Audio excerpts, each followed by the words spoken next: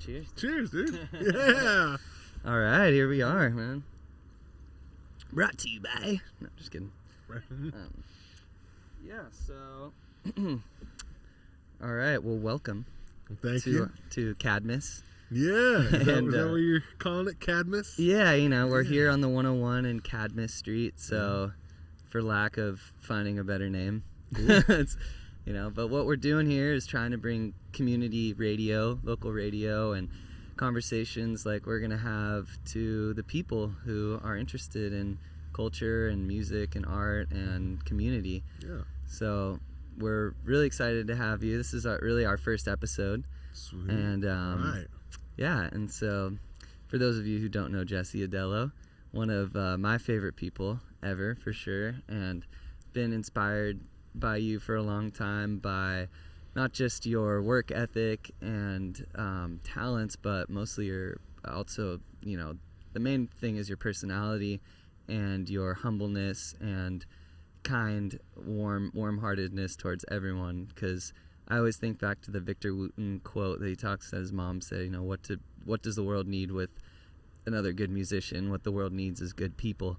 Yeah. And it's just such the truth, Mm-hmm. So I'm trying to remember. I think I first saw you in like high school because you were playing with In Motion. I was, trio, yeah, right? Yeah. Joe Harrison, shout out. Yeah. And I think Tim McNally. Yeah, that's right. Dylan Casey, those are like my three favorite people from Encinitas. Yeah. That is in my age, and that's the thing. What we're trying to do is preserve the culture here in Encinitas and Southern California in general. Yeah. There's so many amazing people like them from here. Peter Sprague, that we had to bring he just had the Ocean Magazine cover in a big article. He lives right down the street, and he's a big hero as well. So yeah, I think that was when I first saw you, and just been fun to watch your journey, and we've gotten to work together with bands like Maracuya. Huge fan of Sure Fire Soul Ensemble, of course, and Tim Felton, and yeah. So what has it been like? You grew up in San Diego, right? Chula Vista? So I actually grew up in LA. Oh yeah. And then I came down to San Diego for school. Went to San Diego State.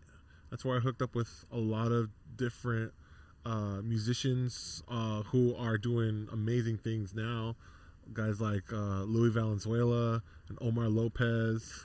We were all running around San Diego State just trying to learn our craft, back in those days. And now they're like blown up and doing their own things and very two successful. of the best musicians in the world. I'd think so. Yeah, absolutely. And so, but I really came to latch on to San Diego culture and the vibe that is down here. And I have a really good understanding of the differences and similarities between LA and San Diego, and a lot of San Diego people from San Diego think of certain things for LA, and a lot of people from LA think certain things in San Diego, but I'm definitely can tell the story of both. That's pretty cool and pretty unique, because not a lot of people have had those two experiences of really getting to be immersed in the culture of both. And obviously LA, Hollywood, the music industry, all that. But I think San Diego, I feel like, was like a lot of people back in the day moved down here from there because of the bustleness, the hustle and bustle. And now San Diego's kind of getting a little crazy too. Yeah. But such a, being close to the border and having all that, the Tijuana connection and all the Latin music that obviously you and those guys have studied so much. Yeah. So what's... which one do you like more? I mean, if you could choose. You know what? My heart is always in San Diego. It really is. Like all my best friends are down here. There's such amazing music, and the vibe with which people create music is more closely aligned with my values. That's not to say that obviously everyone knows that there's great music in LA too, and it's not to say that they do it any better or any worse, but I just like the San Diego vibe, and I like this whole thing, and that kind of keeps me coming back. Even though I live in LA now, I still come back all the time to San Diego, and it's not just for the for the gigs. It's because I like being down here and I like the people that I get to work with down here. That's really cool. And I think a big thing that's been a huge win for San Diego music is the Lulu's Club, where you're playing tonight. Yeah. And where I think you have an exciting show coming up with your new project we'll talk about. But that place, I mean, they do shows sometimes Wednesday too, but like Thursday through Sunday, just incredible music. Yeah. And the whole place fills up and people are there to have a good time, and they really do care about quality music. Yeah. So we're very lucky for that place, Brian Disney. Yeah, big shout out to Brian Disney. Brian Disney has been a real. He's really used the position that he's in to bring together good music, and like he really doesn't. He's not catering so much to the same influences as the way the industry operated before. You know, he's really trying to get just good musicians and good music into that venue. And actually, when Lulu's first started, before it even opened, I've known Brian for several years. He actually used to work at Nick Rail Music up in Poway, and so I would go and get like my saxophone gear and stuff from him. I didn't know that. And then I let him know while I was getting my stuff that I play in a band called Sure Fire Soul Ensemble, and he said, "Oh, I know that band. They're amazing. Like, I love you guys." Right? And so who doesn't, right? I don't know if you don't. that's on you. yeah. But it's always my go-to at gigs to play like on the iPod. Yeah. Because like you said, who can't get down to that? Right. Exactly. But so. We've kept in touch over the years, and then flash forward to about a year and a half ago now or more, he got an opportunity to be one of the talent buyers at a new place, and the Lafayette Hotel had just been renovated, and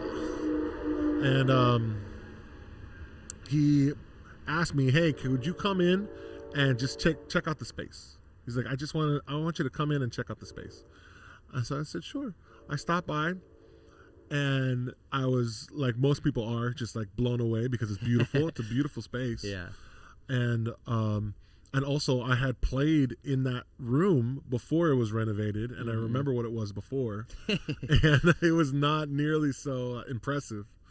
And he said, take a look at this space. If you can think of any bands that would work for this space, you let me know.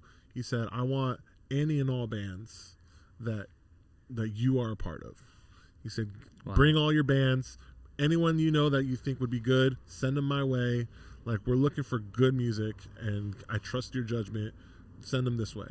And just the result has been like some stellar shows, like some amazing things. I think of like some super unique stuff.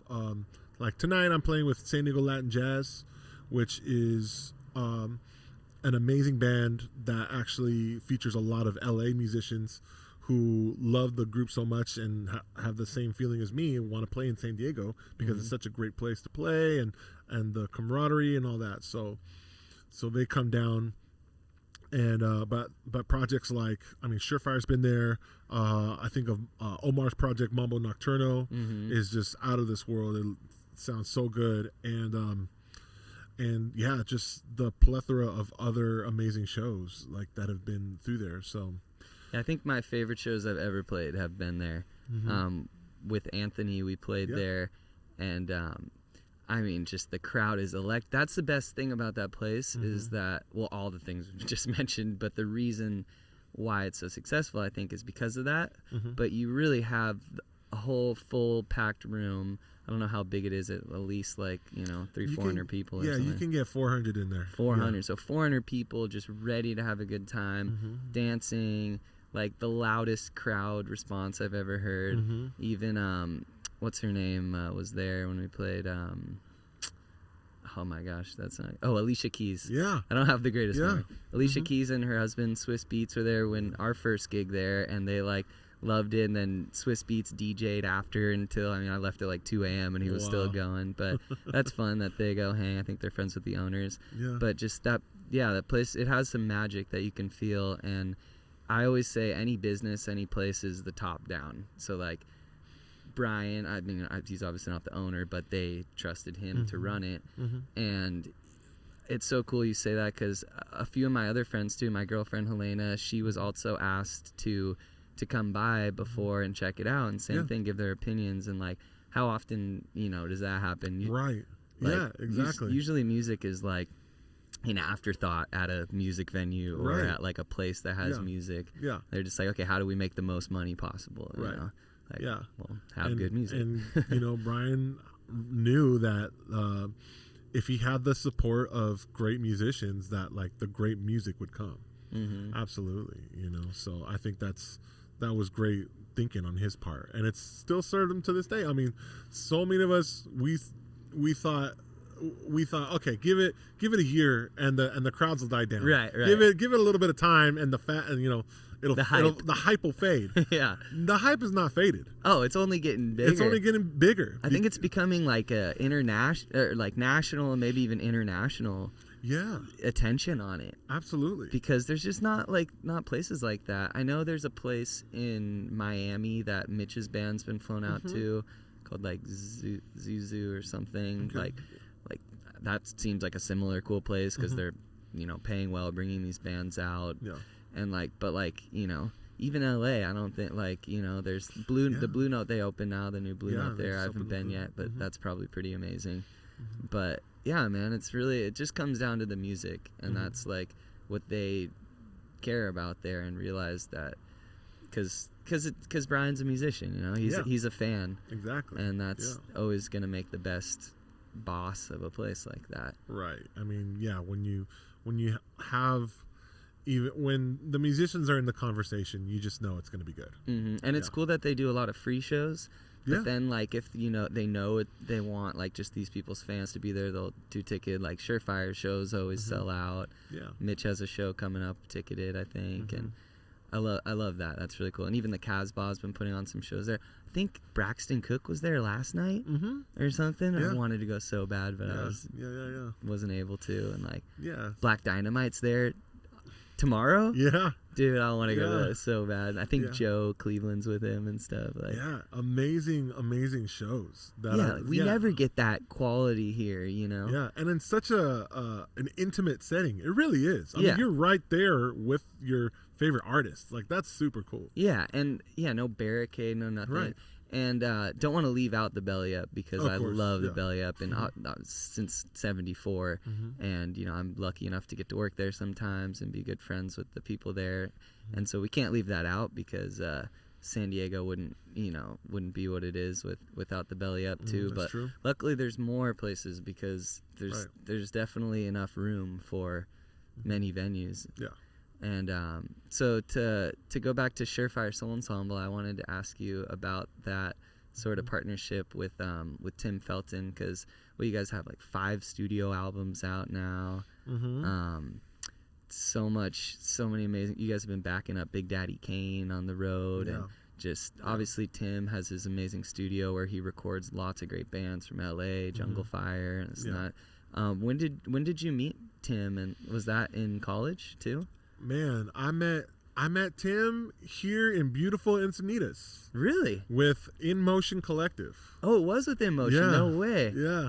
Was he playing with you guys, or he was playing keys for some of the shows, or he was affiliated. I think he was playing keys at one point for sure. Whoa. And so I did some shows with him, and that's how we got connected. And at the time, he was just starting up Sure Fire with a different roster, and they were about maybe 6 months to a year into it, and then he hit me up and said, "Hey, we need another saxophone player, you know, to sub out if the other guy can't make it. Would you be interested?" And I said, "Sure, yeah, why not?" And it's lasted, I think we're on like 12-13 years now. That's crazy. Yeah. And it's only gotten stronger. I feel like the whole operation is like, and of course with a lot of support from Terry Cole and Coal Mine Records, which is how I found out about them, was the In Motion trio or collective 45 they put out, Jesse's Jing. And I remember getting that and getting a handwritten note in it that was like, thanks so much for the support, Kyra, and like a poster, like 5 years of Coal Mine. And I just thought that was the coolest thing. And he's just been, I mean, I've had conversations with him over email. He's been so welcoming and open. Like, he doesn't have to do that or know me, you know? And yeah, it's so cool. I think my first experience seeing In Motion was at this like Cubby Fest. I don't know if you remember that. It was like a DIY little fest. I don't think you were actually. I think it was literally just like Tim, Dylan, and Joe, and maybe I can't remember who was on drums, but Joe had like a Rhodes and a sax and a flute, and was just like destroying. But it's pretty inspiring to see like the support that Coal Mine gives as far as all like their supporting their artists to start their own labels too, and then using their distribution to help get their stuff out. And so when Coal Mine was just starting out, Terry did like a little West Coast tour. He basically came out to California. He road tripped with a bunch of vinyl. And like I remember him saying that he was trying really hard to make sure that the vinyl didn't get warped in his car. I'm sure that's driving hard. through the desert, you know. Dude, that could ruin it. And but he wanted to, you know, it was very grassroots. He just wanted boots on the ground, like getting out there and just letting people know that there's this new, relatively new record label that was gonna put out vinyl, which was at that time still a little novel, right? And that it was gonna be based on that Ohio funk sound, you know. So, but and what it's grown into now from those grassroots. I mean, you're talking about how Terry is like really involved with all that. I mean, he still really is. He still really cares about all the groups that he's involved in, and some of the biggest acts of the past 5 years or 10 years. Like I think of like Duran Jones, the early Black Pumas. Yeah, right. You know. Oh my gosh. I think about collaborations with that he did with Jungle Fire, Say She She, and so many groups that are responsible or have helped to proliferate like a new generation of funk and soul, disco. Like in a new direction, not just copying what everyone else did before, but like taking it and putting their own spin on it. So yeah, huge shout out to Terry Cole and Coal Mine Records, and also for, you know, taking a chance on an instrumental funk band, right? You know, you wouldn't think that would be as popular as it has been. And yeah, I think he's done other like since then, like little tours of going to record stores and you know, popping up or whatever, and I love that he really like promotes that record stores are the heart of the music industry and community. And if you know, that's where you can learn, because obviously they started their record store, and the story about that is so cool. Like, you know, they had no money and just put all their records in this store, and you know, now it is what it is. But it's true, because you can go and shout out to Lou's Records here in Leucadia that's been holding it down forever, and Lou, and like you can go and you can talk to the people who work there and be like, you know, like I'm looking for this, I like this kind of music, and they can be like, oh, you know, you might like this or that, as far as like new music and old music. And that's just like nothing more exciting than digging for records and finding something you've never seen and not knowing what it sounds like until you get home and putting it on and you're like, oh my gosh, just like, mind blown.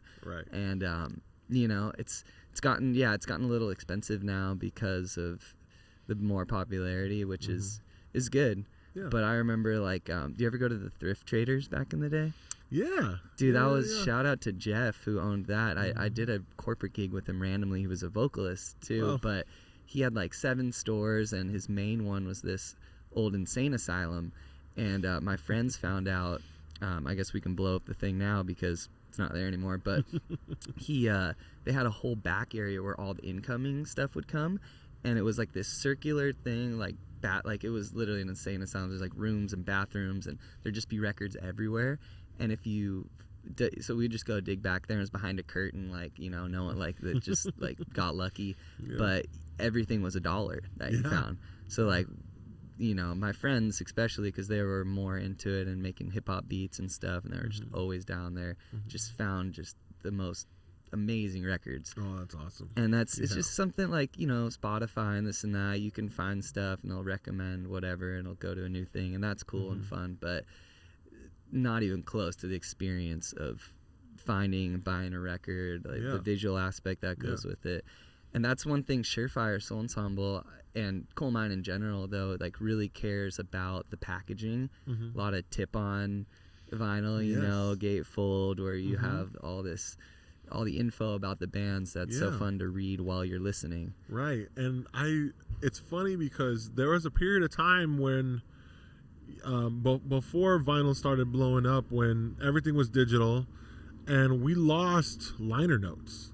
Like, I remember buying CDs and reading about the band that I was, you know, and learning things I didn't know, seeing the pictures of what guys in the band actually look like, right? And there's a time when that went away.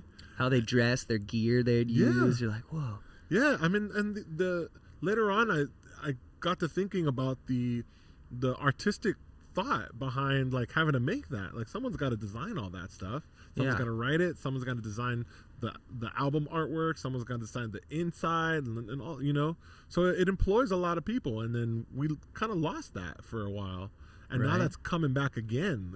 It's this real like thoughtfulness that comes with putting out an album that includes more than just the music. It includes like artwork and collaboration, which because like you said, it's a collaboration. It's like then you can work with all these other people in your community that inspire you.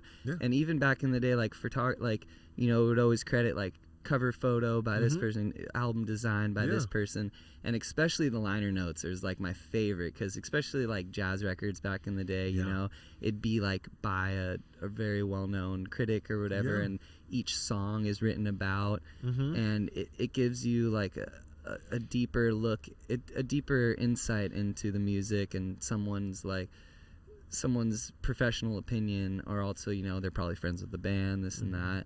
And have to bring up CTI, of course, Creed Taylor. There's a really great interview with him if you haven't listened to it, with Leo Sidran from the Third Story podcast, Ben Sidran's son. So I mean, I've been a huge fan of Creed Taylor since I first knew what records were, you know, and so that was a really insightful interview. But because the thing was, he was a writer, an arranger, you know, he was like, he could do everything, so he could, but the thing he said, like, as long as he put together the right people, he wouldn't really have to do too much, because it's like, you know, he's got Ron Carter there, and he's got you know, all these guys, and so Tropea, and like, you know, all the dudes he would have on all his stuff, and a lot of it was the visual aspect, right? Like, that's, and super cool that Sure Fire has really fully leaned in and nodded to CTI on the new record, absolutely, Gemini, but like, just like even the inner sleeves, you know, like being able to put art on that, and the label on the discs itself, and that's just it makes it more of an experience. And because albums are usually written and recorded to be listened to from the top to the bottom, you know, first side, flip it over. But nowadays it's weird, like music as an industry, you know, has gotten so crazy because of the money that was available there. So now there's all these people analyzing stuff, and they're like, okay, well, you got to put out single first, and you got to do it strategically on this day, and you got to, you know, then release this, and yada, yada, yada. And like, I don't know, to me, it's like, some of those techniques maybe can be useful, but ultimately a really good piece of art that will stand the test of time, that's timeless, will be found, and it will be appreciated. And the word, it's kind of like Coal Mine Records in general. It's like, right, the word spread because it's such a pure thing, such pure intentions, and so quality. So it's cool that it feels like it is really going back, because I feel like it also coincides with technology development and how, you know, robots have come, but honestly, they've come and they've been here, and people don't really want it. Like, there's benefits in like AI and this stuff. There's some good stuff, but ultimately, people want human connection. They want community. And that's really like, of course, I always say this. That's like our main thing about our company, is that like we're trying to bring people together, because that's what music does. And thankful for this space and our landlords for letting us do this here, and for Barb and Leo over at the barn, Zach's parents for letting us do that. And it's like the support of people who get it is what makes this carry on, you know, and like it's very necessary. That's right. I don't want to live in a world of AI robots doing everything for me. You know, it's funny that you say that, because like about a year ago, I started getting on this train of writing my own music again. I had arranged for a lot of different people, but I hadn't really tried my hand at like songwriting. And so I started doing that, like writing lyrics and music. And one of the like just talking about trends that I noticed is that people were, like you're saying, they're kind of getting sick of technology. Like everything was so flashy and so quick, and everything is so, you know, and then that flew in the face of another trend talking about mindfulness and being present in the moment, and I said, you know, there's gotta be there's definitely something there to the idea of human connection and re-engaging with human connection. Right? It's like, well, yeah, you could talk to people on social media, and that's all well and good, but there's something about like having to actually say something to a person, right? And be with a person. Yeah, I always say the more we've gotten connected through the internet, the less we've gotten connected in real life.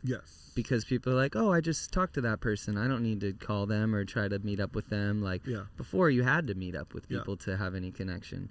And even it's cool, because even like, let's say video, for example, there was that whole YouTube boom, and everyone had a DSLR camera, and everyone wanted the crispest image. And now it's like the crappier the better, you know, like Wolfpack was doing the iPhone stuff, and then it's like back to film now. Everyone like Super 8 camcorder stuff, whatever. And it's because it just, you know, obviously sparks nostalgia is a nice thing, like going back to the past when life was more simple. But also just it's just real. It's like recording to tape, you know. It's like getting that dirtiness, the grit. That's what Terry Cole told me one time. I sent him one of Anthony's tunes, and he's like, dude, great song, sounds really good, but like it's too clean, like you gotta dirty it up. Dude, there's some dirt on that, some grit. And that's what I love. Like some of the best recordings are from like the 50s, like some of these cowboy recordings, you know. You're like, it sounds weird, but it's like it's the quality of the voice and the music and the composition what touches us, and not the bells and whistles or the like nothing polished, you know. I think about recording to tape, which I've done a lot of, especially with Sure Fire and other groups that I've recorded with recently. It's like you get one shot, because you can like kind of go over on the tape, but you don't want to, because it's a hassle. So you want to just do it once, and if there's some flaws, it's fine. Right? People like the flaws. Even cool. Like in Led Zeppelin songs, you'll hear a little mess up or whatever. Like those are the best records.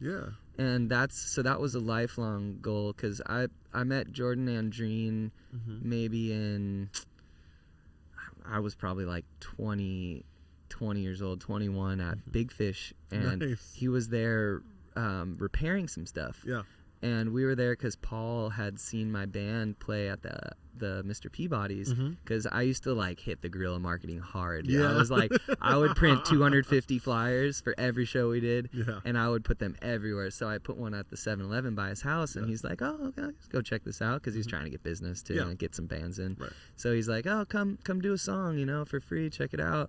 And so I met Jordan, and that was the greatest thing that could have happened to me in my trajectory, because we really hit it off. And then I got to work with him a good bit at his studio audio design, and just that mindset of like, come in with great music and great players ready to record it, and capture the music. Don't like, because I've also recorded with a lot of people that it's all digital, and these engineers, I always tell bands that I think are getting hosed by engineers, they're just trying to get money from you. So they want the project to go long. They want to go home and whatever I don't even know the word for it, comp. They want to comp. Nitpick and just make everything like, perfect. oh, this word on that take, that word on that take. It's like, no, let's get a good performance.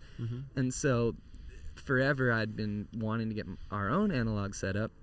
And so we finally, like, I got this console. It was actually belonged to Ty Siegel, that garage rock guy. But Eric Bauer, a mutual friend from Ethan Miller, who I play in a band with, I was at rehearsal up in LA, and he's like, hey, anybody want a console for free, an analog console? I was like, yeah. Oh, damn. Like, he couldn't even give it away, because people don't have room for a huge big console, old console, you know? And so I'm like, I'll take it. So I brought it to our studio, and then, 2 years later, maybe, we had a little bit of money, and I was talking to Jordan, and he's like, hey, Golden Track, which I actually recorded at when I was a kid too, out in Escondido, had sold, and the dude who owned it now, is an awesome guy, and he bought it so his sons he thought his sons, who have the Tribal Seeds band, were gonna like use it, but they have their own home studios, they don't really care. So he's trying to get rid of the gear, but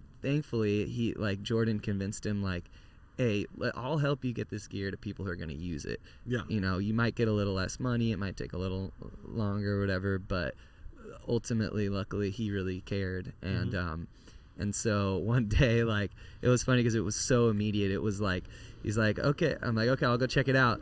He's like, all right, so you want it or not? I'm like, yeah, I want it, but like, I don't really have any money. Like, like, I'm pretending like I have money right now, but that's sometimes how you have to make things happen. And so he's like, okay, well, now or never kind of thing. So I scrounged up $2,000 to give to him, give him half the money, and then like, it's like, okay. So then I convinced Zach and Andrew that it was a good investment for Barn Time to spend the other half. So we got it, and now we've have this 2-inch 24-track tape machine, which has literally been a dream, because like you said, it's about not having the option to edit too. It's about just going in and like, you're under the red light, It's like let's make a good take and commit to it. And I love like embracing the bleed and embracing just the vibe of the room.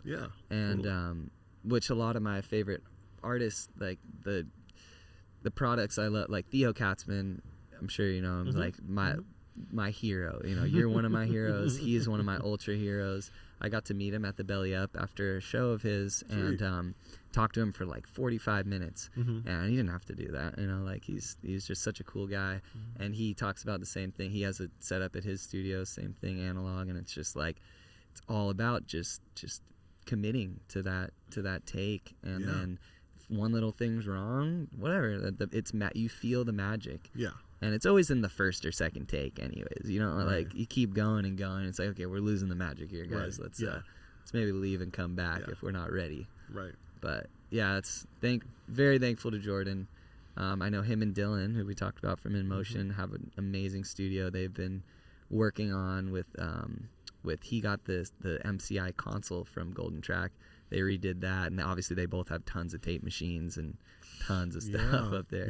Do you ever go hang with them? I actually I recorded with Dylan. I want to say like earlier of last year. Nice. He hit me up to do some woodwinds stuff, flutes and clarinets and some sax and all that. I have hung out with Jordan while he's been in LA a couple times. Nice. But yeah, it just reminds me that I gotta go say what's up. Right. Like, oh, it's been a while. All right, say what's up. Yeah, man, it's cool. I'm really happy. I know Jordan has like expressed that he's trying to go back to what got into music originally, which is playing and writing, and not just like having to, because he's the only guy who could repair everything. Right, So everyone's like, please come over and repair my stuff. It's like, I'm gonna do my own thing now, you know. And it's really, it's a beautiful thing. Like I love recording. But I wanted to talk a little bit about Maracuya and Diego Valesquez, and your guys' partnership. I know it's really like you're the musical director, I know, and like and I know you started singing a lot more, and you were not even playing sax, and now you're just singing and kind of leading the band. And obviously that's got to be like one of the biggest feats to ever take on. And most notably, I think it's so cool how you took these songs and charted everything, right? Yeah. All the parts. Yes. like yes. How long did that take you, and what was that like? That took me a while.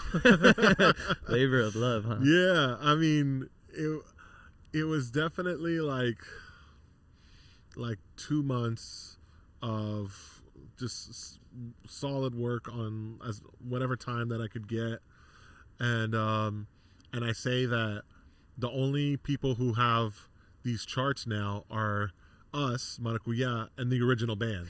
Like no one else has this. Right. And you know, because they would have to be of your skill level and put in 2 months of work. Which who's gonna do that? Yeah. And we've gotten well received too by the actual artists of these. You know, they see that we've made the effort to stay within the spirit of the original song, like as much as possible, and and we've gotten some love from the original artists. So cool on socials, yeah. And that's like goes back to preserving this culture of timba music. You know, it's like it's such amazing music that came from Cuba, right? Of these guys that were jazz musicians or whatever, but they were inspired by funk and soul, right? From my understanding, I've never researched it that much. So the idea is that it was Cuban musicians who would receive radio broadcasts every once in a while from the States, right? Back in like the 70s, because basically, you know, they're not supposed to have that music. They cut everything. Yeah. But they could still get like some radio and then some records coming from Latin America, but that started in the U.S., right? And so they would hear the sound of guys like James Brown in the same way that that Fela Kuti heard the sound of James Brown in Africa, you know, and then came up with Afrobeat. It's the same idea happened in Cuba, except they came up with timba, right? And so that now is a genre that is still not huge. It's not a, you know, worldwide phenomenon. It's bigger in Latin America for sure, but it definitely draws big crowds, and it's getting bigger in the United States. It's like the most fun music ever, is how I can put it. It's like, how could you have more fun than a timba band? It is just the next level of energy. It is just like this musical energy that is off the charts. Because it's like you know that these people are absolute masters of their craft, and that they've spent so much time to create this music, because there's so many polyrhythms and so many things working together but like separate, that's like creates this unified sound that is timba. And it's like, it's amazing. And got to shout out Saul Timba, of course, DJ Saul, who's a huge advocate and you know, doing his thing. And like, how many timba bands do you think there are in general? Total?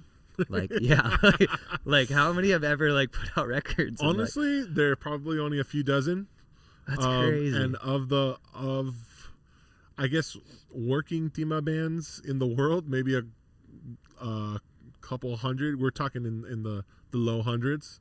And then ones that actually put out albums regularly, maybe like a dozen. That's crazy. That's crazy. And they're kind of spread out though, like around the world. Like it's stuff that's spread out, or groups that will put a band together for a specific event, but then don't like just keep that going. The interesting thing about Maracuya is that it doesn't do anything else. It only does timba. It's a band that is specifically designed to play timba music, and that's all they're ever going to play. And they're not going to get any smaller, right? They're not going to compromise the sound. Right. It's always just going to be, exactly true to the style, the original style. Mm-hmm. And then we have to shout out Omar again, of course, because he's put in a lot of work in that band. Yeah. But then I'm forgetting the other bass player that plays with you guys sometimes. What's his name? It's been the older guy that. Oh yeah, it's Ignacio. Ignacio Arango. He comes from a legendary musical family in Cuba. His brother Feliciano basically developed Cuban timba bass playing. Wow. Like he really did. Feliciano did that. Right? That's crazy. Back in those days, because he's such a virtuoso, which if you know anything about Cuban musicians, most of them are probably virtuosos, like what we would consider to be virtuosos. Right. You have to be because you're literally like, you from a young age, it's already in the culture to play music, but on top of that, you are supported by the government to be, if you want to be a musician, you're supported to be a musician. And so they'll send you to music school as a kid to study music and be usually they study classically, like classical music. And so half of these guys are classically trained, which means like they play a really high level, and then they're playing like the music that is like rebellious to them. Right? So like they have chops for days, and then they're playing music that they're actually really into. And so that's where you get guys like Feli. And that's where he comes in, is like he's so creative and just wanted to do something outside the box. And really, if I've gotten to meet them and work with them, that Arango family, and if you understand his Feliciano's personality, he's very warm, very sweet, but also like he's got a lot of energy, that guy. And like so he awesome. Loves just going all out on the bass. Like he reminds me of an unhinged Victor Wooten. Wow. Like Victor Wooten kind of like holds back, I guess, or he's plays kind of tame. And then Feliciano's got the exact same chops, but he doesn't care. He just goes for it. That's insane. That's insane. So, and where did you get to work with them? That was here? They're here in San Diego. Yeah, they were here in San Diego. That was actually one of the last gigs I did before the pandemic, before everything shut down, is a little tour with that family. Really? So how many people in the family? What was the arrangement? The band was, I think there were 4 of them. All brothers? All brothers and one sister. Whoa. And they, it was 4. And then they also had, they played drums, bass, guitar, and then the sister Christina sang a little bit and also played some percussion. And then they would hire guys from San Diego to also do like the extra percussion and horns and keys. Wow. And so it was a full band, and we did a show up in San Jose, and then we did one in if you've ever driven past June Lake, there's June Lake Brewing. Of course. That's like from Encinitas. My brother's friend started June Lake Brewing. Oh, no way. Yeah, Justin, he's from Encinitas. Yeah. So played up there in June Lake. And were you at the brewery? Playing at the brewery or down at the lake or at the... No, actually, I think it was... The T-Bar social club? It was T-Bar. Nice. Yeah, when the T-Bar was doing some cool stuff. Yeah. So we played... You guys did the T-Bar? Yeah, we played... If you can imagine that level of energy at T-Bar with like a dozen people or less. You know, That's insane. It was it was winter. You know, it wasn't. Yeah, like, and it's tiny already. Yeah, and it's tiny already, but and June Lake is like a town of like, I don't know, like a couple hundred people or something. Yeah, so it's such a magical place. It was awesome. It was a lot of fun, just because we literally had everybody like engaged. Right? Yeah. The small crowd that was there was really engaged. They were really into it, and there was no, like, even though there was a little bit of a language barrier, it's still like the energy spoke for itself. Like, people didn't really care that the music was in Spanish or whatever. Like, you can feel what you're singing about. You know, it's like in the facial expressions and the excitement being had on stage. Sometimes those small crowds and smaller places are way more fun than anything big, because you can't connect really to a big audience. It's a different thing. It's like exciting, but it's like when you can see everyone's face and their reactions when you're playing, that's like something really special that you're creating together. Totally. Yeah. That's insane that you guys played up there. Yeah. So a new family who's from June Lake took over that spot. They have like the pizza place. Yeah. And I'm hoping that they do more stuff. It's just that whole area is hard, man, because it's like, first of all, it's impossible for people to find places to live there that are from there, because this is what Justin told me. The issue with the Sierras is that all of the land is either owned by, it's either BLMs, government land, LAWD, the Los Angeles Water District, or privately owned by very wealthy families. Yeah. So the amount of property that is able to be owned by anyone other than that is so small already. You know, Mammoth is got a lot of spots, but it's like same thing. Most of them are vacation spots or whatever.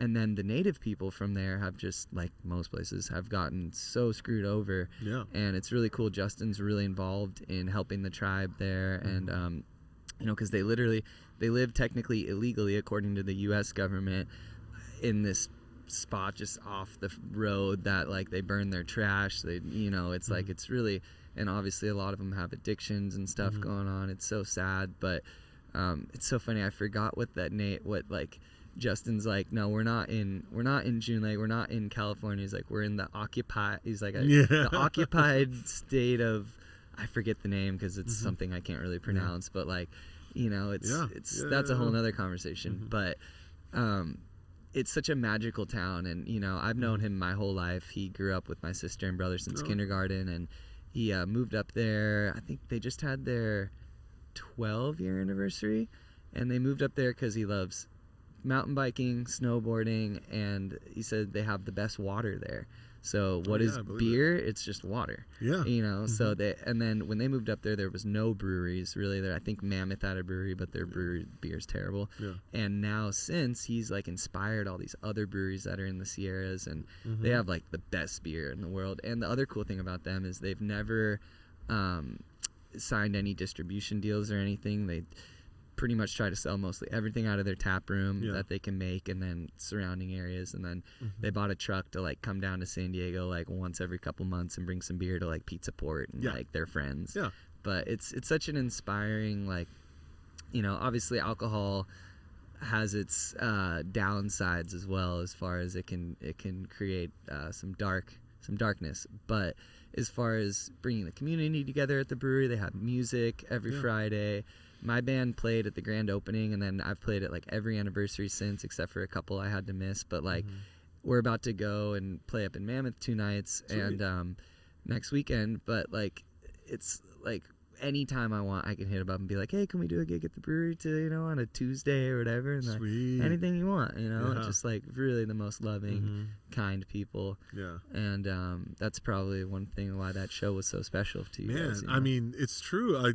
You know, where breweries are, there's going to be good music usually, you know? And yeah, it's funny that you mentioned that, because there was a good stretch where I was driving up to the Sierras with some bands to go play mostly breweries and like festivals that were based around breweries. Yeah, exactly. So I'm like, they're creating jobs for us, like they're creating gigs for us. Like it's amazing. I'm all for like there being that community of breweries up there. Like it's super cool what they're doing. It really is. Another thing I wanted to talk to you about is the Mimu thing that you started, right? Yeah. So tell me, because I know a little bit, but tell me more about that. So MIMU stands for Music Industry Meetups. It was basically started after grad school. I got a degree in music industry administration from Cal State Northridge, but it happened over the pandemic, and so we couldn't meet in person. We were doing everything virtually, and for the music industry, like everything that we do, like is done much better in person. Like all the connections that we have, like sure. It really is. Like it's one thing to call someone at a venue or email somebody and say, hey, can I get a gig? It's a whole nother thing to go to that venue and say, hey, let me talk to so-and-so and pitch it that way, you know, and just actually meet people's personalities. Mm-hmm. So we myself and a few of my classmates decided that, like, hey, we should have some kind of like meetups, and at the time it was like socially distanced and all that. Mm-hmm. So we would meet at like parks, you know, and just get together on like beautiful days and just talk to people.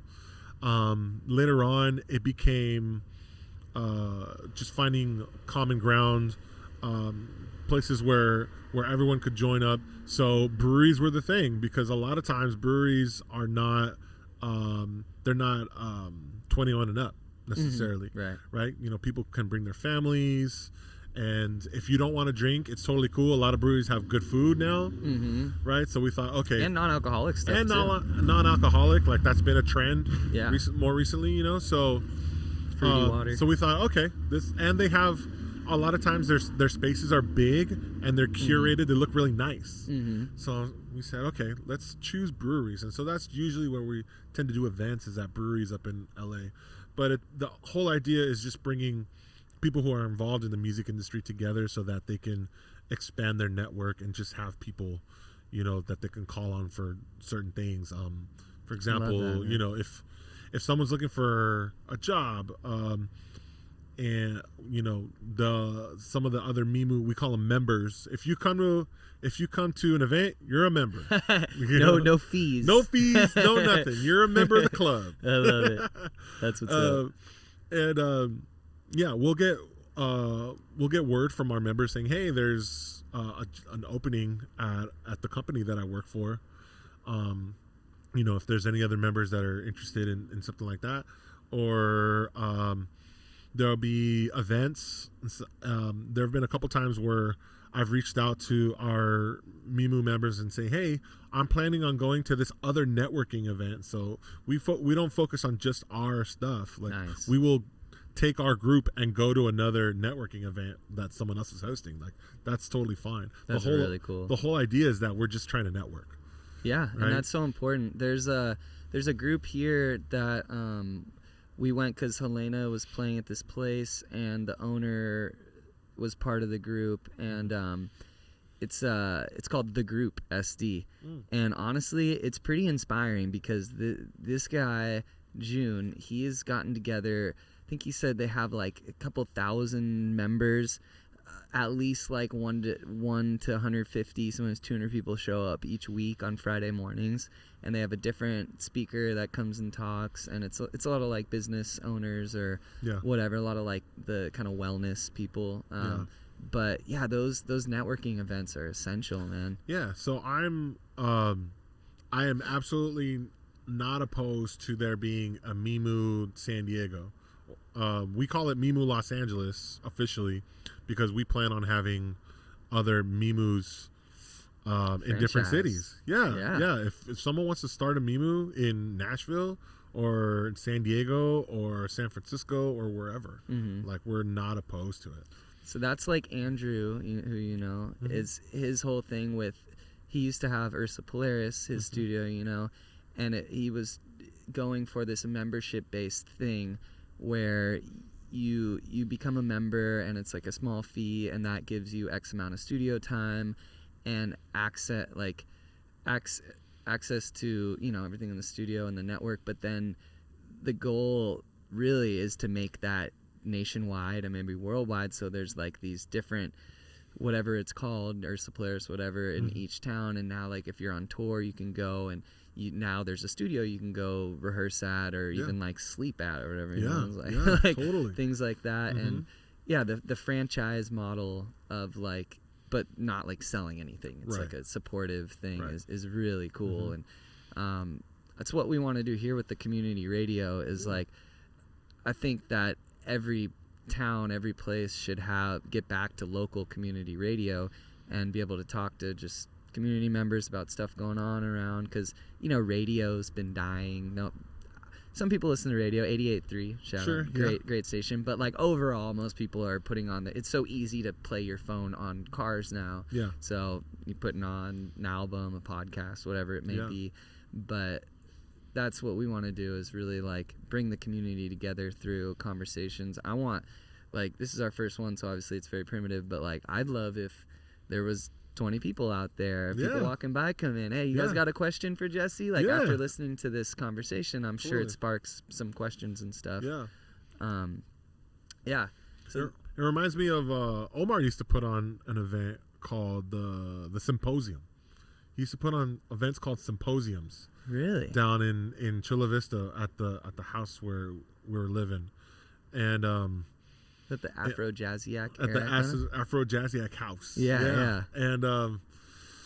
And basically it was just like a gathering of at the time it was musicians or anyone music minded, right? And it was more than just musicians. Like he would have speakers, but it would be on different subjects. I don't know if did you ever meet John Brooks? Did you ever know John Brooks? Sounds familiar, but I don't know. John Brooks was he's still alive, but he's an interesting character. John Brooks has led some life, and a lot of people call him the actual most interesting man. In that, like, he's done. This guy worked for the government, chasing tigers, like as part of wildlife conservation, like literally going and chasing tigers. That's wild. And had a beautiful home in Bankers Hill, and would host events, and that's how Maracuya actually got one of our first shows, was doing a porch concert in front of his porch. I did go to a concert at his house before. I know exactly what you're talking about. Yeah. So he was the one that was putting on those shows. It was Maracuya that I saw there. Yeah. Okay, yeah. And so he had speakers like John Brooks, who was very knowledgeable about world events and very well read, and just giving a discussion on different things. But those were really cool, and I really wish that we could bring something like that back. So what you're doing here is exactly aligns with that same spirit of Thanks, just man. Like doing like community stuff like that. Yeah, well, I can't wait to get Omar down here too, and just get everybody and recreate the symposium thing. Sweet. Well, I wanted to ask you, of course, about your new project too. So you told me a little bit about it. You said you mentioned earlier you're writing more lyrics, writing more songs. So March 14th, which is Pi Day, my sister's birthday. Yeah. Andrew's birthday too, actually. Oh, is it? Oh, yeah. Nice. I mean, when I first saw it, I'm like, oh yeah, Pi Day. Yeah. Perfect. Yeah, best day ever. Yeah, best day ever. Yes. So my project is called Brotha J and the Testaments. And I love it. And great name. It centers around 60s and 70s soul, kind of 60s and 70s soul inspired music.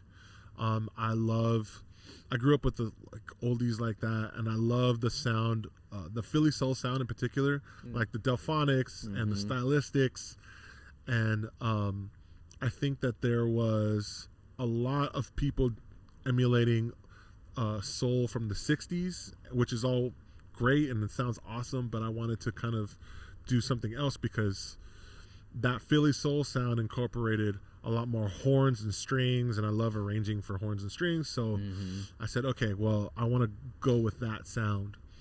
And so at first I was just kind of writing some stuff, and then it started to really come into focus, and I had enough for an album, and then some. And album number 2. Yeah, enough for album. Yeah, album and 1 and 2. And finally, I have been in talks with Brian Disney, and I said, "Hey, man, I've got this project. I would love to kind of get it off the ground, and it doesn't have any like recordings yet. All I have are demos that I've made myself, but I think it could do really well.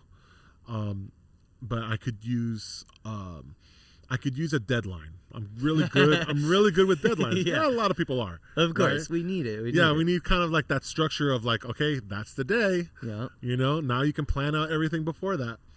And he goes, okay, all right, I'll give you this day. And I'm like, sweet. That's in like 3 months. All right, let's do it. So let's start a band in 3 months. Get all the stuff, all the hours together. Yeah, all the and at that time I literally didn't have all the music written. Like not all the demos were done, but I'm like, you know what, I can finish it and get some promo and logos and merch and then hitting up all the players. I'm like, I can do that. I can make it happen. Yeah. So you're prolific. So that's what's going to happen. The idea behind the project and the name, it stems from my own history. I grew up in a very religious family. And so we were always going to church on Sundays and then some. Like we would go to church during the week as well. And that's where I learned to play music, was like playing in church for years. And so I kind of grew up. It was I grew up in like the apostolic tradition, where it's kind of modeled after like a Baptist church where there's a preacher and it's not like structured as in like a Catholic mass or anything like that. It's more like it's more like a preacher getting heated and like really going for it there on at the pulpit and all that. And so I love it. And so I wanted to follow in that tradition, but really make it more humanist and centered around the things that we don't talk about. So centered around meeting people where they are and telling the stories of where people are, like telling the stories of the flaws, right? Because I think it's okay to talk about those kind of things. And if no one ever talks about things like, for example, I put out a little promo the other day that was amazing. That was talking about what we all really think. There's a saying that goes, the grass isn't always greener on the other side. And I'm like, well, it kind of is. Otherwise, we wouldn't be, trying to, go. We wouldn't be trying to get there, right? We wouldn't be working hard to get to this place where we feel like we have a little bit more in life. Yeah. So yeah, it is a little bit greener. And like my little tagline is, money won't solve all my problems, but it sure would solve a lot. I love that. Dude, and it's that kind of like realness. And I talked about it earlier that I'm like, people are looking for more realness and less of just what everyone says we should look like and how we should feel. And I want to talk more about just where we are already. And there's also some songs that deal with like men's mental health, which I think is like severely neglected. So and saying that it's cool to talk about those things, and like I've been there as well, and we can at least, I'm not saying how to address it necessarily, like everybody has their own individual way of dealing with things, but just to say that there even is a struggle there is like more than enough for some people. So there's gonna be some high energy, there's gonna be some laughter, and there's some sad songs and some love songs, and that it'll be a whole experience. And the whole idea behind it is that everyone not just my band, but everyone in the audience is a testament. So a testament is a written accord. It's a written agreement of what the truth is going to be, right? Like when you say a will and testament, it is the law of the land. Like that's what I say it is. That's what it's going to be. Mm-hmm. And so I feel like everybody can be a testament, however they want to write it. You can be your own testament. You write it. That's right? Beautiful. And so that's the kind of experience I want to have, and that also kind of ties into my the idea of a community or a church or something like that. It's for me it really is less about showing off good music. It'll be good music, right? Don't get me wrong. That's a given. That's a given. It's less about that, but it's more about the experience of empowering people to be like, hey, you are a testament. You write your story. It's, you do it the way you want to do it, and we're here to help you. Wow, man, that's so amazing, because obviously all the projects we've talked about that you've been a part of are very centered on the music, very centered on great instrumental music, some singing, but this is what touches every human being. Yeah. Is messages, is lyrics, is it's what, I have songs that I've listened to for years that I listen to almost every day. Yeah. And a lot of it's Jim Croce, all the classics. It's like, the music is great and it's got to be good in the background, but the meaning behind the intention, I really am so happy to hear you describe that, and really excited for the show. Yeah, that's for sure. I gotta bring my sister and family too. Little birthday party. Yeah. Try to get Andrew to go. Absolutely. But wow, that's amazing, man. Yeah. And what a great name too, Brother J and the Testament. Is that? Brother J and the Testaments. And the Testaments. Yeah. Wow. Old Testaments, New Testaments, and U Testaments. And U Testament. I love that. Yeah. So are you going to be going into the studio anytime soon with those songs too, or? I have 2 that are in the works right now. The guys from the rhythm section from Mestizo Beat, who I play with in LA, recorded rhythm on those, along with Eric Bell, who plays with the Sinceres and the Altons. An amazing keyboard player is on there. Jordan Adams, great trumpet player here. Willie Fleming, doing horns. And so I'm still missing a couple things, some strings and all that, but there will be some releases. But I do want to say as far as I'm feeling right now, they will not be released digitally. Nice. At all. Yeah. That's amazing. I am taking a stand against digital streaming services and the culture that's come up around it, and just trying to get back to a place of intention, right? So people listening to music with the intent of listening to music and creating a really good experience around it. So there will be physical product that will be available probably to start only at shows, nice. But then more later. But definitely, at least for the foreseeable future, it will not be digitally distributed.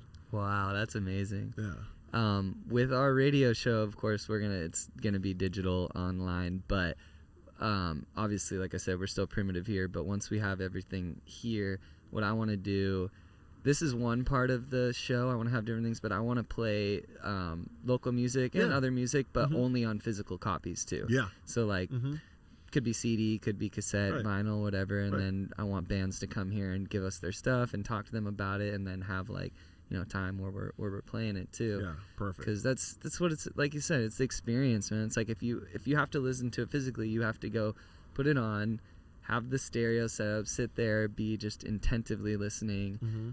Flip it. Wow. Okay. Yeah. So are you gonna be working with Coal Mine on that, you think, or is that gonna be? It's don't know still yet? really early, Uh-huh. but I do think it's something that Terry Cole would be interested in. For sure. And if not, I do have a couple other labels that I think would be open to this. Dude, yeah, whoever gets to put it out is gonna be lucky. Because that's so cool, man. Wow. Yeah. Okay, well, I mean, I don't know. I think that kind of sums up all the questions I had. Is there anything else you want to mention about like life, music, journey? Man, well, we're recording this. I don't know when it's gonna come out, but we're doing this early 2026. I'm feeling good for this year. I'm. Last year was kind of crazy, and we always say that there's gonna be something every year. You never know, but I'm optimistic. I mean, I really want to like do my best to focus on something, and every year I do have a focus, like a key word that is kind of like stays with me for the year. So a couple years ago, that was investing in people, in particular, investing in others. Last year, it was resilience. I went through a lot, so like it was really just like finding my own resilience. And this year is community. It's just building communities, and empowering people. That's incredible, man. Yeah. Seriously, again, if I didn't say it enough, you're such a huge inspiration to me and to so many, and thank you for being such a light in this world and just like being the best version of yourself that you can be. You're always striving for excellence and not thinking about yourself. You're thinking about yourself, of course, because you have to be the best version of yourself, but you're so community minded, and that's really cool that that's the word for this year, because same. It's what we need. Yeah, absolutely. Yeah. Well, thank you, Jesse. Right on, Kyrie. That was fun. Man. Yeah, super cool. We'll do it again, too. Yes. Next time around, I want to see this whole area. Yeah. Like all transformed. It's going to be cool. It's going to be cool. Much love, man. Cool, dude.